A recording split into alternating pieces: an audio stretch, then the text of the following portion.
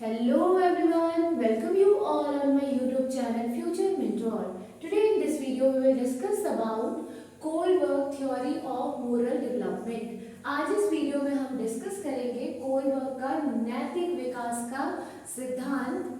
तो इसमें हम देखेंगे कि कोलबर्ग ने जो नैतिक विकास का सिद्धांत दिया है वो किस बेसिस पे दिया है, किससे प्रभावित होकर दिया है और इससे रिलेटेड कुछ इम्पोर्टेंट पॉइंट्स को। तो आइए हम देखते हैं फर्स्ट ऑफ ऑल कि कोलबर्ग ने जो है वो एक अमेरिकन साइकोलॉजिस्ट थे और उन्होंने इस थ्योरी को जीन पियाजे, इनका नाम आप सभी ने सुना होगा, ठीक है, उनसे प्रभावित होकर दिया है। पहले जीन पियाजे ने इस थ्योरी पे वर्क करना स्टार्ट किया था और उन्होंने अपनी थ्योरी में सिर्फ 3 स्टेजेस की बात की है, जबकि कोलबर्ग जो कि एक अमेरिकन साइकोलॉजिस्ट है उन्होंने अपनी डॉक्टरेट की डिग्री के दौरान इस पे वर्क करना स्टार्ट किया और उन्होंने अपनी थ्योरी में 6 डिफरेंट स्टेजेस की बात की है।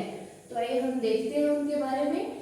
और उन्होंने अपनी थ्योरी में 2 इम्पॉर्टेंट वर्ड्स का यूज किया है, 2 महत्वपूर्ण शब्द को हर जगह यूज किया है। वो है एक तो डिलेमा और दूसरा मोरल रीजनिंग, जिसके बारे में हम डिटेल वे में इस थ्योरी में पढ़ेंगे। तो सबसे पहले मैं आपको बता दूं कि डिलेमा क्या होता है। डिलेमा का मतलब होता है क्या करे क्या ना करे, ऐसी वाली सिचुएशन जिसमें आपको समझ ही नहीं आता है कि हमें क्या करना चाहिए और क्या नहीं करना चाहिए, और मोरल रीजनिंग भी आपको पता लग जाएगा जब हम इस थ्योरी को डिस्कस करेंगे। तो सबसे पहले उन्होंने इस थ्योरी को देने के लिए इस थ्योरी को का स्टार्टिंग कहाँ से किया था। इस थ्योरी के तथ्यों को यूज करने के लिए उन्होंने अपने कुछ स्टूडेंट्स 72 स्टूडेंट्स का इंटरव्यू लिया था। उन्होंने अमेरिकन वाइट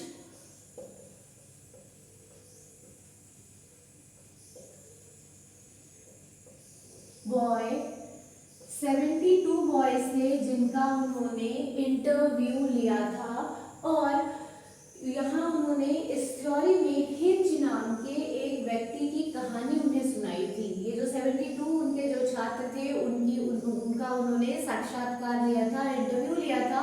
और इंटरव्यू के दौरान वो क्या करते थे कि लोगों को, जो भी छात्र है उनको एक सिचुएशन प्रोवाइड करते थे स्टोरी के थ्रू, और वो जो रिस्पॉन्स देते थे, मतलब उनके छात्र जो रिस्पॉन्स देते थे उसी रिस्पॉन्स के बेसिस पे उन्होंने ये 3 डिफरेंट लेवल्स दिए हैं, डिफरेंट स्टेजेस दिए हैं। तो आइए हम इसके बारे में देखते हैं। तो जो इन्होंने 72 छात्रों का जो इंटरव्यू लिया था अमेरिकन वाइट बॉय का, उन बॉयज को इन्होंने एक स्टोरी दी थी और उस स्टोरी में उन्होंने हिंज नाम के व्यक्ति का यूज किया था।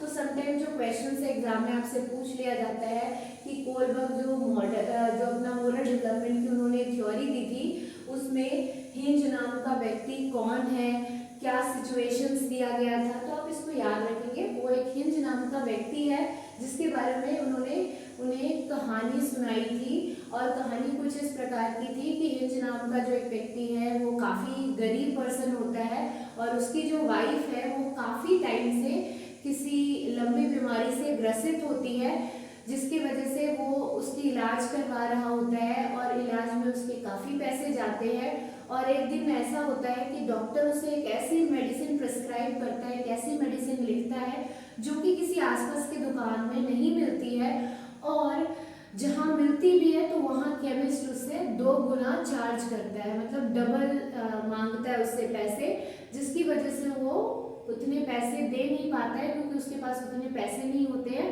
तो उसके पास ऐसे कंडीशन में 2 सिचुएशन अराइज होती है। वो क्या है कि या तो वो मेडिसिन की चोरी कर ले या फिर अपने वाइफ को मरने दे। अब ये जो 2 सिचुएशन है वो क्या है, इसी 2 सिचुएशन को डिलेमा कहा जाता है। मतलब क्या आ गया उसके पास सिचुएशन की आइदर वो मेडिसिन की चोरी कर ले या फिर अपने वाइफ को मरने दे। अब वो बेचारा डिस्टर्ब्ड है कि वो करे क्या, ठीक है। तो उस सिचुएशन को क्या कहा गया है, डिलेमा, कि क्या करे या ना करे। अब उन्होंने अपने स्टूडेंट्स के सामने, ये जो 72 स्टूडेंट्स हैं उनके सामने ये स्टोरी रखी।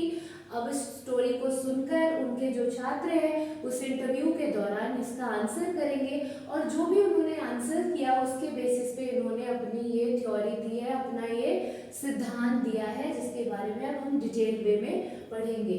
ठीक है, तो ये जो 72 स्टूडेंट्स थे ये सेम एज ग्रुप के स्टूडेंट नहीं थे, अलग अलग एज ग्रुप के स्टूडेंट थे, जिसकी वजह से इनकी जो मोरल डेवलपमेंट की जो लेवल है वो डिफरेंट थी। तो सबसे पहले इस इंटरव्यू के बेसिस पे उन्होंने जो लेवल्स दिए हैं उनके बारे में हम पढ़ेंगे। तो उन्होंने अपनी थ्योरी में 3 डिफरेंट लेवल्स की बात की है।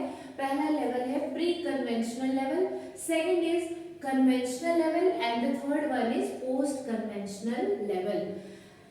इन 3 लेवल्स को इन्होंने फर्दर 6 स्टेजेस में डिवाइड किया है। ये सारे 6 स्टेजेस है, हर एक लेवल में उन्होंने 2 डिफरेंट स्टेजेस की बात की है।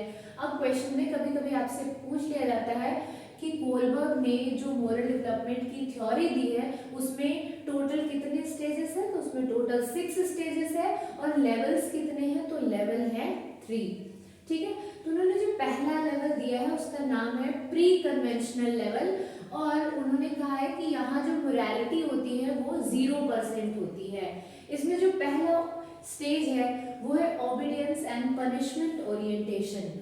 ये वो वाला स्टेज है जिसमें बच्चा क्या करता है, पनिशमेंट से बचने के लिए अपने मदर फादर, अपने पेरेंट्स या फिर अपने टीचर्स की बात को मानता है ताकि वो दंड से बच सके। सेकंड है individualism and exchange personal reward orientation, और इसे टिट फॉर टैट के नाम से जाना जाता है, मतलब जैसे को तैसा। इस स्टेज में बच्चा आपके साथ वही करता है जिस तरीके से आप उसके साथ पेश आते हो, मतलब आप जैसा व्यवहार रखते हो वैसे ही बच्चा आपके साथ व्यवहार करता है। Second one is level 2 conventional level. यहाँ बच्चा लेटर चाइल्डहुड में होता है, और इसमें जो फर्स्ट स्टेज है वो है इंटरपर्सनल रिलेशनशिप, और इसे good boy and good girl के नाम से जाना जाता है। ये जो मैंने ब्रैकेट में लिखे हैं ये भी काफी इंपॉर्टेंट है। स्टेजेस तो आपको एज इट इज याद करने हैं, स्टेजेस के नेम प्लस इनको किस नाम से जाना जाता है वो भी काफी इंपॉर्टेंट है, जैसे टिट फॉर टैट वाला, इससे डायरेक्टली क्वेश्चन सीटेट में भी पूछे जाते हैं, और किसी भी टीचिंग बेस्ड कॉम्पिटिटिव एग्जामिनेशन की अगर आप प्रिपरेशन कर रहे हो तो वहाँ भी इससे रिलेटेड क्वेश्चंस पूछे जाएंगे। तो अभी हम बात कर रहे थे interpersonal relationship, good boy and good girl. ये वो वाला स्टेज है जिसमें जो है बच्चा क्या करता है, अपने आसपास के लोगों के साथ, अपने फैमिली मेंबर्स के साथ अच्छे रिलेशनशिप बिल्ड करना स्टार्ट कर देता है ताकि लोग उसकी तारीफ करें, उसे good boy and good girl बोले। नेक्स्ट, मेंटेनिंग सोशल ऑर्डर, वो समाज में जो बने नियम कानून है उसको पालन करना स्टार्ट कर देते हैं, और इस स्टेज को हम लॉ एंड ऑर्डर के नाम से भी जानते हैं। Now the third level, and this one is the last level and it is known as a post conventional level। ये जो लेवल थर्ड है उसका नाम क्या है, पोस्ट कन्वेंशनल लेवल, और इसे फर्दर 2 स्टेजेस में डिवाइड किया गया है। फर्स्ट स्टेज है social contract and individual rights. ये वो वाला स्टेज है जिसमें क्या होता है कि अगर मान लो कि कुछ लॉज बने हुए हैं, कुछ कानून बने हुए हैं, अगर उन कानून को हम पालन ना करें और उससे किसी की जान बच जाती है तो हम ऐसा कर सकते हैं।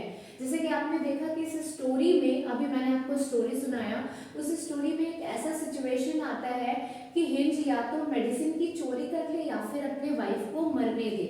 तो अगर वो ऐसे सिचुएशन में मेडिसिन की चोरी कर ले रहा है, ऑल्दो मेडिसिन की चोरी करना गलत है, लेकिन अगर वो मेडिसिन की चोरी कर ले रहा है तो उससे उसकी वाइफ की जान बच जा रही है, तो ये क्या दर्शित करता है कि यहाँ जो है एक इंसान की जिंदगी ज्यादा इम्पोर्टेंट है इन लॉज से। इसलिए ये वाला जो सिचुएशन है किसमें आ जाएगा, social contract and individual rights में। Last one is universal ethical principle. इसमें वो सारे प्रिंसिपल्स आते हैं जो कि इंसान अपने स्वार्थ को छोड़कर इन बाकियों के लिए सोचना स्टार्ट करता है, मानवता की ओर ध्यान देता है, और ये वो वाला स्टेज है जिसमें बहुत ही कम लोग पहुंच पाते हैं। ठीक है। तो ये थे कुछ 3 लेवल्स एंड उनसे रिलेट उसके डिफरेंट स्टेजेस जैसे कि हमने देखा। And the last one is criticism. जैसा कि आप सभी को पता है कि कोई भी थ्योरी आए, कोई भी सिद्धांत है, उसका कुछ ना कुछ क्रिटिसिज्म होता है। तो इस थ्योरी की भी वैसी क्रिटिसिज्म थी। फर्स्ट क्रिटिसिज्म क्या था कि ये जो थ्योरी को बताया गया कि ये जो थ्योरी है वो जेंडर बायस्ड है। कैरल गिलिगन इनकी ये कुलीग थी जिन्होंने कहा कि इन्होंने जो थ्योरी दी है वो जेंडर बायस्ड है। जैसे कि हमने थ्योरी के स्टार्टिंग में देखा कि इन्होंने जो अपना इंटरव्यू कंडक्ट किया था वो 72 अमेरिकन वाइट बॉय पे किया था, लड़कों पे किया था। तो उनका मानना था कि ये जो थ्योरी है वो सिर्फ लड़कों के ऊपर कंडक्ट की गई है, मतलब ये जो इंटरव्यू उन्होंने लिया है वो सिर्फ लड़कों से लिया है, इसलिए ये जो थ्योरी है ये क्या है, जेंडर बायस्ड है। Second, he does not land over cultural differences. उन्होंने कल्चरल डिफरेंसेस का ध्यान नहीं दिया है। तो ये था Kohlberg theory of moral development जिसको हमने देखा। इसके अंदर आपने देखा कि उन्होंने डिलेमा एक वर्ड्स का यूज किया है, मोरल रीजनिंग की बात की है जो कि डिफरेंट स्टेजेस में हमने देखा, और साथ ही हमने ये देखा कि उन्होंने जो ये थ्योरी है वो एक इंटरव्यू के बेसिस पे दिया है।